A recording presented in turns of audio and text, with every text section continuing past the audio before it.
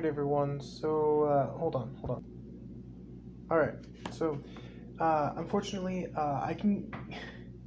my internet, I don't know what's going on with YouTube. I can't watch the videos on YouTube right now, so I can't do the Wolfie 2 animation stuff. I haven't been able to watch a video on YouTube all day, which is torture for me. That's really broken apart. So I decided, instead of doing a video that's me reacting to an animation, I'd show you guys what I used to animate, the kind of things I used to draw. Now, remember, these are things that used to be a long time ago. I was like 13 to 15, I think, is when I technically started drawing these. Hold on, I'll show you guys in a second. I'm just trying to organize them. This is my weapon folder. And this is one of the things I animated the most. I used to animate weapons all the time. So I have my schematic ones here, and I have my schematic one for what I called, was it Tiger Claw? I think it was called? Tiger Hook. And by the way, this is one of my favorite folders out of everything I own, because I used to, oh yeah, I remember these. I used to draw a lot of the stuff, just really weird random weapons. Don't look at the trash over there, it's not relevant. So anyways, let me go through what I've drawn. This was just stuff that I used to draw all the time. And I've actually animated some of these into an actual animation, and you'll see what I had to do in order to do that. I'm going to start off with my basic stuff. So I created a superhero a long time ago called Heavyweight, HEV-EW8. And I gave him a weapon called Heavy Metal. It is a baseball bat. That is also a, I think it was a, hold on, I can't really read that from this angle. It was some sort of rifle. I can't tell I don't remember if I made it a hunting rifle or what it was. But it was a rifle. It had a baseball bat in one. It had 12-round mag, bladed stock, metal baseball bat, and that was literally just a makeshift weapon that he had designed. Now, like I said, these are old pictures, and I turned some of these into animations, but these were the kind of things I would make. It's just like a dual-purpose weapon, kind of like Ruby. Actually, I think Ruby was what got me into this, because when I first saw Volume 3, which was the first volume I saw when it first came out, that's when I got really into it. This one is my all-time favorite because I actually made a prototype of it. It's called Tiger Hook. And I didn't list what it is, but basically what it is this blade right here is these two, but on top of each other. They're overlapping. So it's literally a sledgehammer with a blade, and since they're just two blades, you can actually pivot it. That's what those little lines are. That's the inside mechanic, so you just pivot it over and it becomes a type of axe. Instead of like a type of scythe-like thing, I don't know what that is, to be honest, it turns into an axe. And it's still a sledgehammer, and I really like that concept. Plus, it had like a stun dart thing right there. That little nozzle at the top is supposed to be a stun dart thing. I made a prototype of this, and I never attached it to the actual pole, and I'll show you that someday if I ever find it. And I'm going to show you guys the next thing that I made, which was this. Because this was the specifics of how that worked. Now, this was for Ghastly Gauntlet. This isn't even the right thing. Okay, I'll show you guys that in a second then. There were a bunch of these ones though. Wait, what was Ghastly's Gauntlet? They're not in here? Dang it, I don't think it's in here. What? Oh no, it's in here. Never mind. No, it's not actually. This is Sandthorn. I don't know why I like this one. It was just stupid. It was literally like a Pharaoh's Ankh, if you guys know what those are. It was a little tiny thing that they would hold. It was literally just one of those, and it had the ability to control sand. I turned this one into an animation. If I can ever find that animation, I will show you guys. And then the older brother of the character who used that, and by the way, that one was Dust, and this one was Dirt. That was their names. I was a kid. What do you expect? This one's Desert Dune. So this is like the older brother's weapon, and it's like a much more complex one. That right there is the ammo clip. Has a scythe kind of like arm extending, so this actually can flip up like that, so it becomes a sword. And yeah, I never put the bolts in right there, so I never really finished this one technically.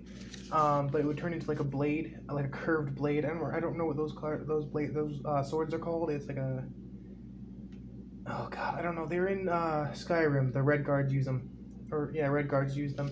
But it also had a rifle piece right there. So this would cover up the rifle piece. So it would turn either into a sword, a scythe, or a sniper rifle. And I always loved rifles. And there's Iron Blood. That's just for an edgy character who I never made up. It's literally just a Grim Reaper scythe, but with 2 blades, and it's called Iron Blood because it's... I think I made it for Crimson. I don't remember who. I originally had it for Crimson, and then there was someone else I was gonna give it to. Crimson is this guy who's like, he has the ability to control his own blood. He was more inspired by Dead Man Wonderland, which was an anime I saw back then. Iron Blood is just kind of based off that kind of theme where they can use their blood as weapons. Then there's Chainbreaker. This is for one of my favorite OCs ever, Rebel Rule. As you can see, there's a little R. It was really badly drawn. But this is Chainbreaker. It's a dual pistol kind of thing. There's supposed to be 2 of them. I only got the chance to ever draw one. Chainbreaker is for Rebel Rule. It is her symbol of breaking her chains. She breaks the law. She also has a power armor kind of thing. It's kind of like the Fallout power armor, but not. It's much more lightweight and much more mobile, but it's called Vigilante because she's against the law kind of thing. She's a vigilante. Then we've got Hell's Last Hurrah. This is one I actually designed for a friend, and I think... Oh, that's what this is. Okay, so Hell's Last Hurrah was the second part of Ghastly's Gauntlet. Because Hell's Last Hurrah was... Ghastly was the guy I made who would wield this, and the gauntlet was this piece. So you'd detach this, and it would become a type of like melee weapon that you'd use with you'd fit your hand in it and fight that way. But then it also had the ability to combine into a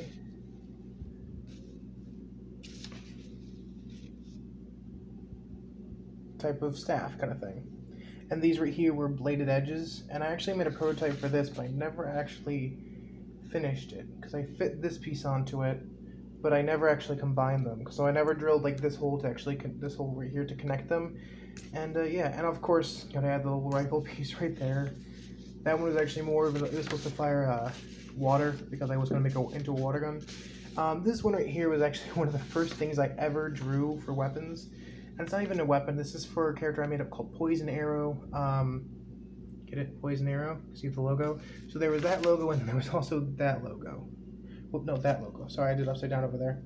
This logo, which is Poison Arrow, and then there's also this logo, which is Poison Arrow. See the PA? Yeah, it looked a bit hard, so I had to, it didn't work, so I had to turn it into this. All I remember is the AP was supposed to be the guy's initials. I don't remember who actually the secret identity I gave to this guy. I never really give them secret identities anymore. I remember naming White Knight Char, but that's about it. That's like the only OC that has an actual name. And a lot of my OCs are like superhero kind of things.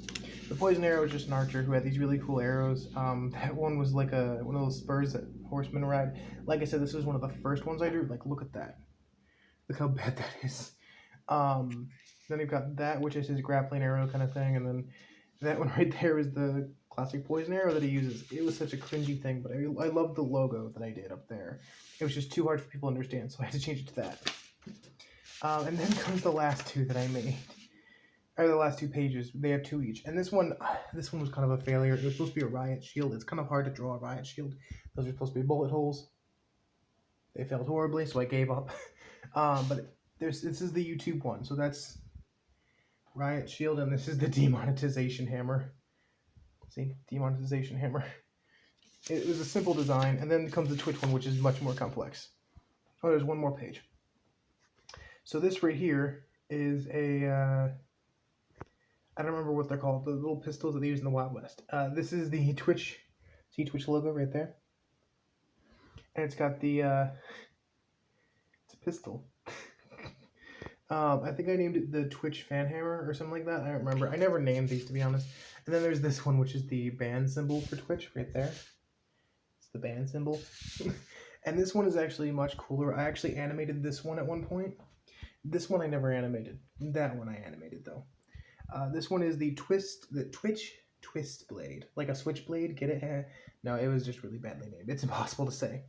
But it's a type of blade with a twisted tip to it. So like this whole part right here is just a blade, and then that right there is another rifle. So down here you have the trigger piece, the little button right there, and then it goes up into here and it fires. So right in the middle of the twist, it actually wraps around the barrel of it, and I really like that kind of concept, because like the blade itself was just this twisty like blade, and it was supposed to be like a sacrificial dagger, is what I was originally planning for. But I liked how it came out, and I loved how there was the concept of a little rifle piece in the middle, so like it would fire through the twist and fire out. I love that. So like imagine it right here, it would just go